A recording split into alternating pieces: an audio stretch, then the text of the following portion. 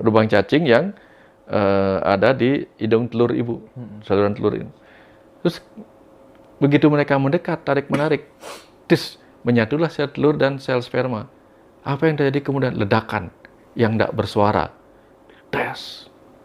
Dari 1 sel menjadi 2 sel, 4 sel, 8 sel, dan seterusnya. Kemudian mengalami diferensiasi. Ada yang menjadi sistem organ ini, sistem organ itu. Seperti alam semesta menjadi galaksi Andromeda, galaksi Bima Sakti, galaksi ini, galaksi itu. Gitu. Ya, dan masing-masing mempunyai fungsinya. Sama ceritanya di situ.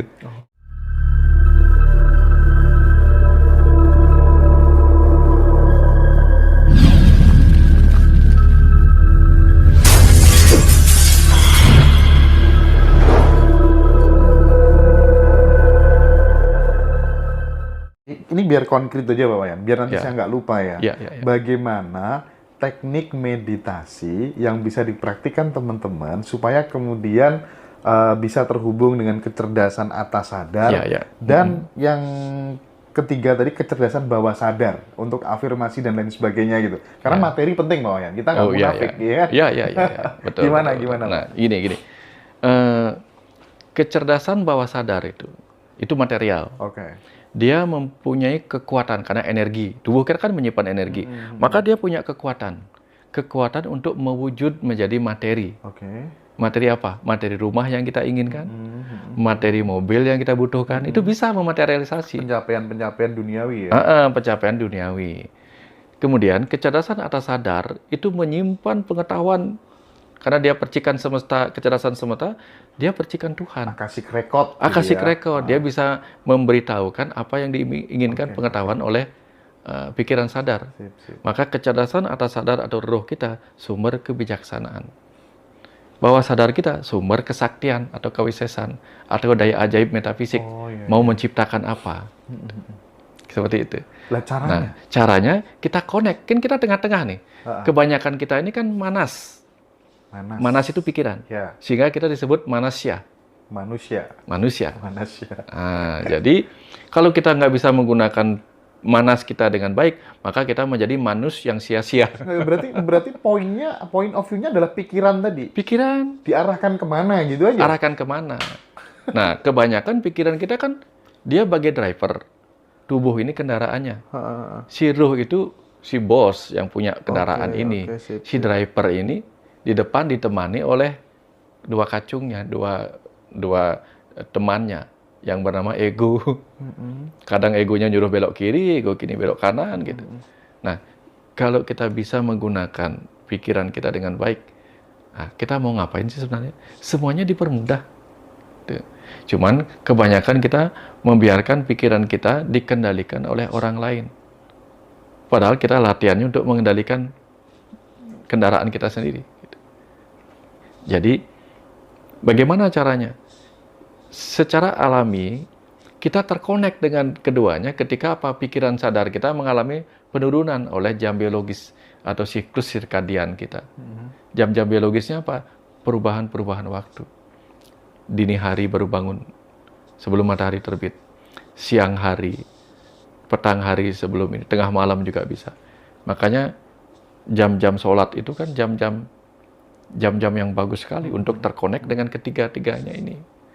Tinggal pilih yang mau yang mana gitu. Saya mungkin butuh diberikan gambaran yang lebih detail lagi untuk supaya manas itu tadi bagaimana pada saat meditasi itu bisa dapat inspirasi gitu ya. Maksudnya bisa dapat wahyu. Misalnya aku pengen tahu Tuhan yang Maha Kuasa itu siapa sih? Terus tiba-tiba muncul suara yang kuasa itu ya dirimu sendiri itu misal kayak gitu itu. Sama yang untuk meditasi manifestasi bawah sadar itu konkretnya bagaimana Pak Wayan? Prinsipnya harus dipahami dulu. Meditasi adalah sebuah jalan kita masuk ke sebuah lift. Baik. Tekan ke bawah apa tekan ke atas? Tekan ke bawah atau tekan ke atas? Atau hanya masuk ke dalam lift dan diam. Banyak orang masuk ke dalam lift istirahat, dia masuk meditasi untuk istirahat. Meditasi nggak ngapa-ngapain. Nggak ada tujuannya tuh. Nggak ada tujuan. Atau dia masuk ke tekan lift yang ke bawah, masuk ke basement untuk mengambil kendaraannya, untuk mengantarnya kemana. Nah ini kita sedang connect ke batin bawah sadar. kita sedang menjadi Jun untuk memberitahu si Jin. Kita jadi Aladin yang gosok-gosokin si Jinnya. Jin itu kan gambaran dari kecerdasan bawah sadar kita. Kamu gerak dong, cari ini ke sana gitu. Nah, kendaraan inilah yang akan bergerak. Kendaraan kita kan bukan hanya alam semesta kecil ini. Alam semesta ini pun terkonek. Jadi ketika kita menginginkan sesuatu, afirmasi, visualisasi. Tapi kan kalau kita visualisasinya hanya di lift, nggak nyambung. Kita harus turunkan dulu, connect dulu ke bawah. Gitu. Sehingga kita akan connect ke kekuatan batin bawah sadar kita ini untuk ngapain. Berarti gitu. Atensinya diarahkan ke situ. Itu tadi. Ke arahnya ke situ. Atau kalau kita ingin mendapatkan jawaban atas pertanyaan kebutuhan hidup kita, tuntunan dan sebagainya, tekan liftnya ke arah atas. Jadi connect-nya kepada Tuhan dalam diri kita, yaitu percikannya yang berupa sang ruh itu, yang merupakan kecerdasan. Cara connect sama meditasi begitu. Cuman ngomongnya sama kecerdasan atas sadar kita, sang ruhnya. Misalnya begini, aku adalah pikiran sadar yang menginginkan jawaban darimu, wahai sang ruh dalam diriku. Nanti bisa minta loh malamnya. Ini saya sering kalau saya butuh jawaban, saya minta malam-malam. Nanti ntar kasih tahu ya lewat mimpi. Dikasih tahu mimpi. Ini soal atensi pikiran aja sebenarnya. Tetapi kan orang meditasi katanya justru harus membuat pikiran menjadi stagnan. Ya. Atau justru kita mengamati pikiran itu saja. Ya, tujuannya begini. Karena apa? Tujuannya mendiamkan pikiran itu untuk mencapai kondisi meditatif. Kondisi meditatif tercapai ketika gelombang pikiran kita masuk ke alfa theta. Bukan gelombang yang sibuk di beta. Nah, supaya dia nggak sibuk, kan mesti dikasih satu pekerjaan. Misalnya apa? Pekerjaannya mendengarkan suara, entah suara sesuatu dari luar, musik meditasi, atau hanya fokus pada suara nafas, atau fokus pada suaranya sendiri ketika menyebut nama-nama Allah, itu misalnya, nama Tuhan. Boleh. Intinya mempekerjakan itu. Atau dia di depannya ada cahaya lilin, dia memfokuskan di situ. Boleh. Sehingga ketika dari panca indera ini, hanya satu yang dipekerjakan, yang terjadi apa? Maka dia akan fokus. Menurun kerjanya. Kalau menurun kerjanya, apa yang terjadi? Putarnya kan pelan. Bayangkan aja kayak gini. Dulu kan kita punya listrik kilometernya itu yang putar cakramnya itu. Ketika kulkas hidup, AC hidup, semuanya hidup kan kencang tuh. Tapi begitu dimatikan semua, kecuali lampu yang dihidupkan, slow dia. Nah, ini sama dengan kecerdasan sadar kita. Begitu dia diselukan, dikasih satu pekerjaan, dia connect-nya ke gelombang meditatif. Nah, setelah connect di gelombang meditatif, mau ngapain coba? Mau connect ke atas, mau ke bawah. Nah, itu.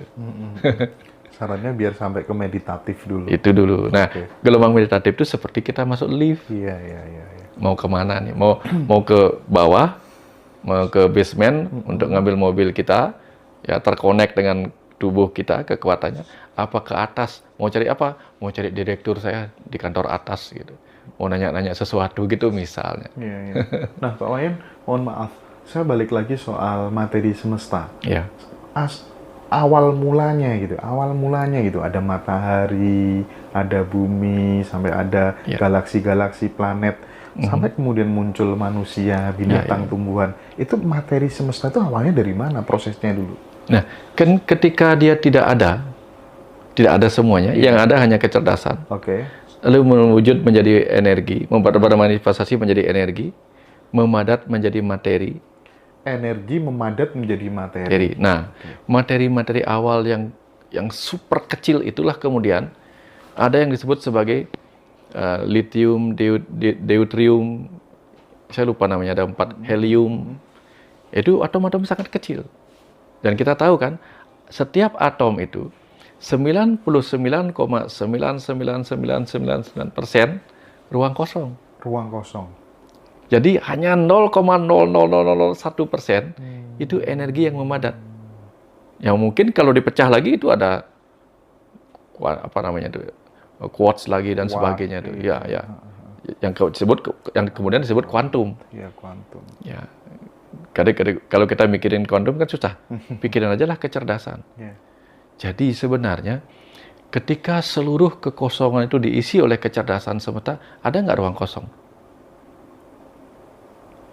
Ada nggak ruang kosong? Nggak ada. Nggak ada. Pada akhirnya apa? Semua ini adalah kecerdasan semesta yang sebagiannya bergetar. Ya, sebagiannya bergetar menjadi energi. Nah, ketika terbentuk atom-atom kecil itu kan lama-lama memadat, lama-lama kan terkumpul. Pernah nggak meninggalkan kamar dalam kondisi lama nggak disapu? Ada nggak yang bawa debu ke dalam? Kan nggak. Yang kita lihat kan mungkin jendela terbuka, udara itu membawa debu kecil-kecil, yang sama sekali nggak kita lihat. Setelah sekian lama-lama debunya terkumpul, jadi tambah banyak. Kalau dibiarin terus mungkin jadi numpuk. Nah, debu semesta itu kemudian menjadi debu-debu kosmik, ya enggak? Debu-debu kosmik, begitu dia mendingin sebagian, kan saling ada yang tarik-menarik, ada yang terpisah. Nah, yang tarik-menarik ini kemudian mendekat. Tapi begitu tarik-menarik, apa yang terjadi? Ada muatan-muatan yang berbeda juga saling tarik-menarik. Begitu ketemu, meledak. Nah, itu kita bisa lihat nyatanya apa? Contoh lah kita nih dulu. Kita dulu ada apa enggak? Nggak ada. Nggak ada sama sekali. Kita sama sekali nggak ada. Tapi yang ada apa? Energi cinta antara orang tua kita. Iya, betul. Lalu energi cintanya memadat. Energi cintanya memadat, kemudian menjadi apa? Mengumpulkan atom-atom, menjadi DNA, sel sperma dan sel telur. Itu kemudian ketarik. Di dalam rahim ibu yang ruang gelap itu. Memasuki lubang cacing, black hole. Lubang cacing yang ada di hidung telur ibu, saluran telur ini. Terus begitu mereka mendekat, tarik-menarik, menyatulah sel telur dan sel sperma. Apa yang terjadi kemudian? Ledakan yang tidak bersuara. Tes. Dari 1 sel menjadi 2 sel, 4 sel, 8 sel, dan seterusnya. Kemudian mengalami diferensiasi. Ada yang menjadi sistem organ ini, sistem organ itu. Seperti alam semesta menjadi galaksi Andromeda, galaksi Bima Sakti, galaksi ini, galaksi itu. Gitu. Ya, dan masing-masing mempunyai fungsinya. Sama ceritanya di situ. Jadi makanya kalau kita ingin mengetahui bagaimana alam semesta tercipta, kenali bagaimana dirimu tercipta. Makanya diajarkan, siapa mengenal dirinya, dia mengenal Tuhannya. Makanya buku Pasca Tuhan Segala Agama yang ditanya kemudian menjadi kecerdasan semesta, energi semesta, materi semesta, itu kemudian mengalir jadi buku yang judulnya Rahasiamu, Rahasiaku. Dalam bahasa Islam, Al-Insan Siri wa Nasiruhu. Oh iya. Oke. Nah, itu kan ketika kemudian asal mula kejadian manusia tadi kan dijelaskan secara saintis ya, artinya secara ilmiah kan bisa gitu. Nah, pertanyaannya ketika kemudian ini soal manusia yang pertama kali yang ada di muka bumi, itu bagaimana menjelaskan secara sainsnya gimana, Pak Ryan? Ya, kadang kan ya susah juga mengatakan apa itu mitologi atau apa gitu kan. Karena di Hindu juga ada mitologi seperti itu. Mitologi penciptaan manusia itu ada gitu. Ada juga Manu sebagai manusia pertama atau ada Sang Yang Manu. Ya, seperti itulah. Ya, tapi kemudian kan kita percaya ketika dia masih sel benih, apakah dia manusia? Belum. Dia baru sel benih. Sel benih. Kan, sel tunggal. Ya. Ketika dia keluar sebagai sel sperma, apakah dia manusia? Belum. Tapi dia benih dari bapaknya. Dan dia seperti ular yang berekor. Ya, dia makan buah. Nah, kemudian ada sel telur. Sel sperma itu seperti angka 1. Betul nggak? Sel sperma seperti angka 1 karena ada ekornya. Sel telur seperti angka 0. Kemudian membelah. Menyatu kemudian membelah. Setelah sekian lama, baru dia benar-benar berwujud manusia. Sebelumnya kan mungkin wujudnya seperti tokek, seperti cecak, seperti apa gitu. Bahkan mirip seperti anak burung. Diferensiasinya kemudian dia menjadi manusia. Nah, kapan dia menjadi manusia? Entah laki-laki atau perempuan. Nah, di situ kita lihat. Tapi sebelum dia menjadi manusia, tentu dia mengalami proses dari sel tunggal. Nah, kalau dibawa dalam cerita sains di penelitian orang Barat itu, kan ada proses evolusi yang kita percayai. Bagaimana dulu yang tercipta adalah protoplasma. Protoplasma yang kemudian menjadi apa? Pelan-pelan menjadi sel tunggal, hewan bersel tunggal, ya protozoa, berkembang lagi menjadi sesuatu yang bisa berenang di lautan, akhirnya menjadi ikan dan seterusnya. Persis seperti kita jadi kecebong di dalam rahim itu. Sama ceritanya di situ. Jadi sangat besar kemungkinan leluhur kita yang pertama kali berasal dari binatang bisa jadi. Semua. Makanya Rumi mengatakan, aku dulu pernah menjadi ini. Gitu. Iya. Ya kan? Iya. Aku pernah menjadi batu. Ya pernah menjadi batu itu apa? Pernah menjadi bahan-bahan yang sama dari batu material itu tadi. Iya. Sama. Makanya ketika mati pun kita kembali lagi semuanya ke situ. Ini lebih realistis, nggak ujuk-ujuk kayak langsung jadi manusia gitu. Usianya berapa sekarang? Ya. Tapi kita kan mengatakan apa? Pernah enggak kita mengatakan, oh anakku keguguran ketika dia hanya keluar sebagai darah? Enggak. Kita hanya menyebut dia sebagai anak ketika dia sudah berwujud sebagai manusia. Betul. Nah, bagaimana kita menceritakan manusia lahir dari semut gitu nggak nyambung. Kita harus mempunyai sesuatu yang di awal. Iya. Makanya di Bali itu ada ajaran begitu juga. Kamu lahir dari bapak ibu, lahir dari kakek nenek dan seterusnya. Sampai kemudian disebutnya apa? Tidak bernama lagi. Disebutnya tunggak wareng gitu. Jadi sudah nggak jelas lagi, sudah nggak terpikirkan lagi. Nah, bagaimana kemudian kita membayangkan yang tak terpikirkan? Kan lebih enak kalau kita membayangkan sujud pada orang tua sebagai asal dari diri kita. Nah, jadi kalau lihat Adam dan Hawa itu yang terlalu jauh kan susah. Tapi Adam dan Hawa yang terdekat menurut saya kan orang tua kita. Karena dari sanalah benih kita berasal gitu. Sebelum menjadi diri kita kan. Nah, coba saya bayangkan lagi satu, Mas ya. Kecerdasan semesta tak terbatas itu benar-benar memenuhi semuanya. Sebagian kecil kemudian kemampuannya ditunjukkan jadi energi. Sebagian kecil. Sebagian kecil kemudian energi itu memadat jadi materi. Jadi bisa dibayangkan seberapa persen dari kecerdasan semesta yang menjadi materi. Bisa dibayangkan? Sangat sedikitnya.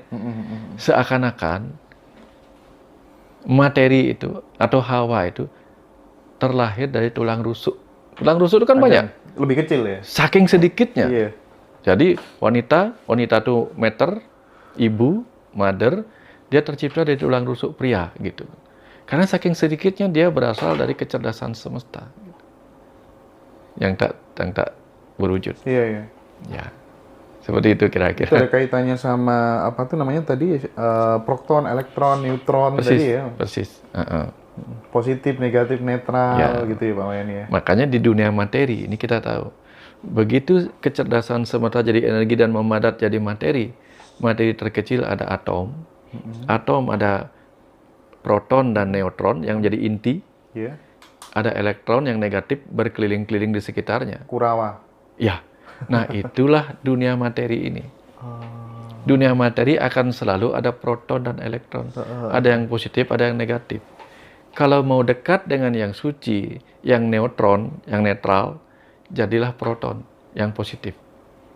Maka semua ajaran agama pasti mengajarkan moralitas yang positif. Supaya kita jadi proton, bisa mendekat menjadi inti yang suci. Jadi, bulan puasa menurut saya bulan ini, itu seperti mengajak kita berubah jadi yang tadinya berbuatan negatif, elektron, berkembang menjadi proton biar bisa dekat kepada fitrah yang suci.